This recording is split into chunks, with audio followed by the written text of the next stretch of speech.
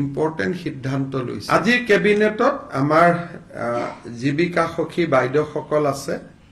কিছু জীৱিকা সখী ৫,২৪২ গৰাকী বাইদেৱে স্কুটি পোৱা নাছিল, তেওঁলোকক আমি একোখনকৈ স্কুটি দিবৰ বাবে সিদ্ধান্ত গ্ৰহণ কৰিছো।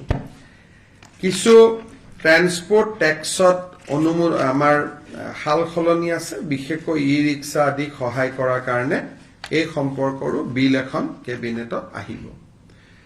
আজি কেবিনেটত লোৱা এটা ডাঙৰ সিদ্ধান্ত হ'ল অৰুণোদয় আঁচনিৰ সম্প্ৰসাৰণ।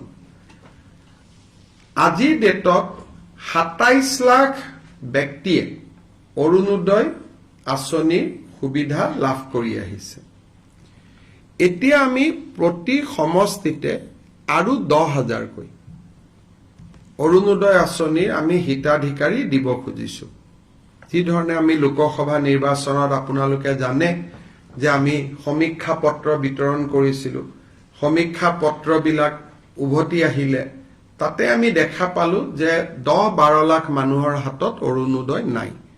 সেইকাৰণে আমি অৰুণোদয় আঁচনিখনত নতুনকৈ ১২,৬০,০০০ নতুন হিতাধিকাৰীক আমি অন্তৰ্ভুক্ত কৰিবলৈ সিদ্ধান্ত লৈছো। ই অৰুণোদয় ৩ নামেৰে জনাজাত হ'ব। অৰুণোদয় ২ৰ বেনিফিচিয়াৰীসকলেও ৩ৰ বাবে নতুনকৈ আবেদন কৰিব লাগিব আৰু ৩ত নতুনকৈও আবেদনকাৰী অন্তৰ্ভুক্ত হ'ব। এই অৰুণোদয় ৩ৰ প্ৰক্ৰিয়াটো ১৫ ছেপ্টেম্বৰৰ পৰা আৰম্ভ হ'ব আৰু আমি ১ ফেব্ৰুৱাৰীত নতুন হিতাধিকাৰীসকলক আমি অৰুণোদয় আঁচনি দিয়া আৰম্ভ কৰিম। তেতিয়ালৈকে পুৰণা অৰুণোদয় হিতাধিকাৰীসকলে নিৰন্তৰভাৱে অৰুণোদয় পাই থাকিব। কিন্তু যেতিয়া ১ ফেব্ৰুৱাৰীত আমি নতুন অৰুণোদয় দিব যাম, পুৰণা বেনিফিচিয়াৰী ২-এজন হয়তো তেওঁলোকৰ কোনোবা ঘৰত চাকৰি পালে, কোনোবা ঘৰত গাড়ী কিনিলে, বিভিন্ন কাৰণত তেওঁলোকে নাপাব। কিন্তু এইবাৰ অৰুণোদয় এটা আমাৰ কণ্ডিশ্যন হ'ল যে ৰেচন কাৰ্ড থকা মানুহে অৰুণোদয় পাব। ৰেচন কাৰ্ড নাথাকিলে অৰুণোদয় নাপায়।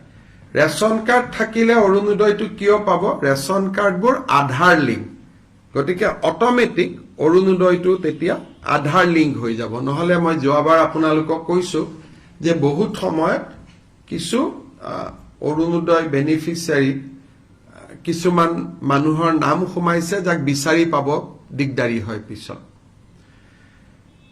কেবিনেটত বহুত দিনৰ পৰা আপোনালোকে জানে, ময়ো আচৰিত হৈ আছিলো, মাজে মাজে চিন্তিত হৈ আছিলো। আমাৰ লুৰিণজ্যোতি গগৈ আৰু জগদীশ ভূঞাই মাজে মাজে পেপাৰ আৰু টিভিত কৈ থাকে যে আমি শংকৰদেৱ বঁটাটো দিয়া নাই। আপোনালোকে শুনি থাকে। তেতিয়া আমি সুধিছিলো যে কিয় শংকৰদেৱ বঁটা দিয়া নাই, দিয়াটোতো আমাৰ কোনো আপত্তি নাই। তেতিয়া আমি গম পালো যে ২০০৮ চনত কংগ্ৰেছ চৰকাৰে এটা সিদ্ধান্ত ললে যে শংকৰদেৱ বঁটা বছৰে বছৰে দিয়া নহব, ৩ বছৰতহে এবাৰ দিয়া হ'ব। ইমান দিন আমি এনেই গালি খাই আছিলো, অথচ তেওঁলোকৰে কংগ্ৰেছ সহযোগী জগদীশ ভূঞা আৰু লুৰিণজ্যোতি গগৈ আমাক গালি পাৰি থাকে যে ৩ বছৰ শংকৰদেৱ বঁটা দিয়া নাই, ৩ বছৰ শংকৰদেৱ বঁটা দিয়া নাই। আচলতে ২০০৮ চনত কংগ্ৰেছ দলে এটা সিদ্ধান্ত ললে যে আমি ৩ বছৰৰ মূৰে মূৰেহে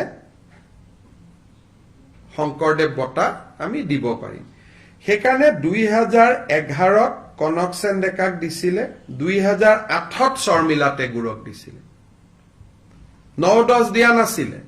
আকৌ ২০১৪ত ML ভাৰাদে পাণ্ডেক দিলে, ১২-১৩ত দিয়া নাছিলে। সৰ্বানন্দ সোণোৱালৰ চৰকাৰেও তেনেকে ১৭ আৰু ২০ত দিলে, বশিষ্ঠদেৱ শৰ্মা আৰু ভৱপ্ৰসাদ চলিহা। এতিয়া ৩ বছৰ হৈ গ'ল, ২০২৩। গতিকে ২০২৩ চনৰ শংকৰদেৱ বঁটাৰ বাবে আমি বিশিষ্ট নৃত্যবিদ সোণাল মানসিঙক আজি এক্সপাৰ্ট কমিটিৰ অপিনিয়ন মতে আমি নিৰ্বাচিত কৰিছো। গতিকে ইমান দিন আমি এনেই গালি খাই আছিলো আজিহে এইটো 86ত আৰম্ভ কৰোঁতে এজিপিৰ দিনত এইটো বছৰে বছৰে আছিলে, বাৰ্ষিক বঁটা আছিলে। 1986ত আৰম্ভ কৰিছিলে। প্ৰথম বঁটা কীৰ্তিনাথ হাজৰিকাই পাইছিলে, 87ত ভূপেন হাজৰিকাই পাইছিলে, 88ত সত্যজিৎ ৰয়ে পাইছিলে, এনেকে 89ত মহেশ্বৰ নয়গে পাইছিলে। কিন্তু 2008ত কংগ্ৰেছ চৰকাৰে যি কাৰণে নহওক কিয়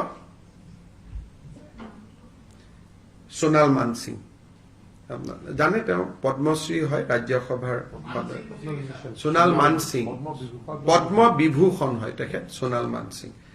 চ' 3 বছৰত দিয়াৰ চিষ্টেমটো 2008ত কংগ্ৰেছ চৰকাৰৰ দিনত আৰম্ভ হৈছিলে।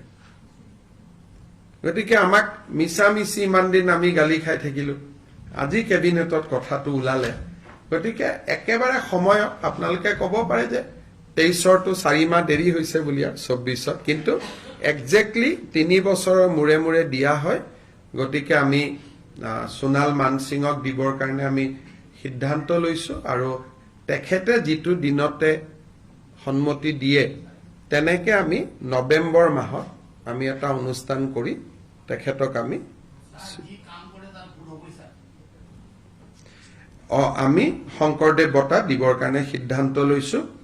আৰু মই যিসকলে শংকৰদেৱ বঁটাটো আমি দিয়া নাই বুলি আমাক সমালোচনা কৰি আছিলে, তেখেতসকলৰ ওচৰত মই কৈছো যে 3 বছৰে বঁটা দিয়াৰ সিদ্ধান্তটো 2008ত কংগ্ৰেছ চৰকাৰে কৰি থৈ গৈছিলে, আৰু তেনেকে এতিয়া প্ৰতি 3 বছৰৰ মূৰে মূৰে দিয়া হয়। আৰু কোনো 3 বছৰতে এতিয়ালৈকে এইটো মিছ হোৱা নাই।